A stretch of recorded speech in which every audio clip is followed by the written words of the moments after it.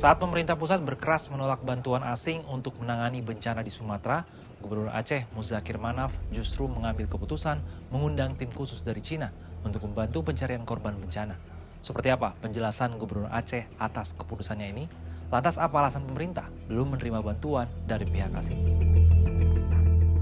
Tim dari Cina yang datang berjumlah 5 orang dan telah tiba di Aceh pada Jumat 5 Desember 2025. Mereka pun langsung diterjunkan ke titik-titik pencarian yang sulit, yaitu di wilayah pesisir timur Aceh, khususnya Aceh Timur, Aceh Utara, dan Aceh Tamiang.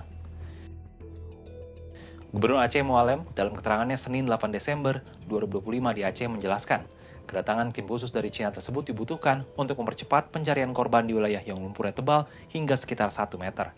Menyikapi soal Aceh yang tetap menerima bantuan dari luar negeri, Mualem menyebut hal itu sah-sah saja dan tak ada larangan. Mereka sedang evaluasi sekarang di tempat-tempat yang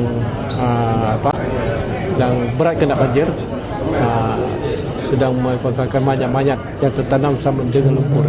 Itu kepakaran mereka, tugas mereka yang datang kembali. Itu dari pemerintah Cina atau dari swasta atau seperti apa? Itu saya rasa dari LSM. Juga berhubung kait dengan pemerintah. Selain bantuan dari Cina, Mualem menyebut Aceh juga menerima bantuan dari negara tetangga, yakni Malaysia. Ia memastikan seluruh bantuan asing yang masuk telah sesuai prosedur dan semata-mata karena alasan kemanusiaan. Apa tanggapan pemerintah pusat terkait hal ini dan apa alasannya belum mau menerima bantuan internasional untuk menangani bencana di Sumatera? Menteri Pertahanan Syafri Samsudin dalam keterangan pers di Makassar Selasa 9 Desember menanggapi pemberian bantuan asing dari Cina ke Provinsi Aceh. Ia menegaskan bahwa bencana di Sumatera dan Aceh dapat ditangani oleh bangsa Indonesia sendiri tanpa bantuan internasional. Syafri juga memastikan pemerintah pusat akan mengelola penanggulangan bencana secara mandiri di 3 provinsi yang terdampak, yakni Sumatera Utara, Sumatera Barat, dan Aceh. Memang ini kita mampu lakukan secara kemampuan yang ada sama kita. Ini adalah berbeda dengan pada saat dulu kita menghadapi tsunami, kita mengalami kesulitan karena kita tidak punya kemandirian.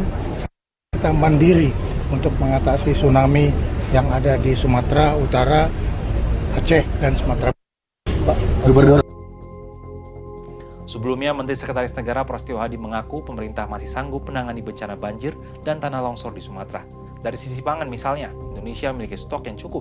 Hanya saja distribusi sempat terkendala lantaran sejumlah wilayah terisolasi.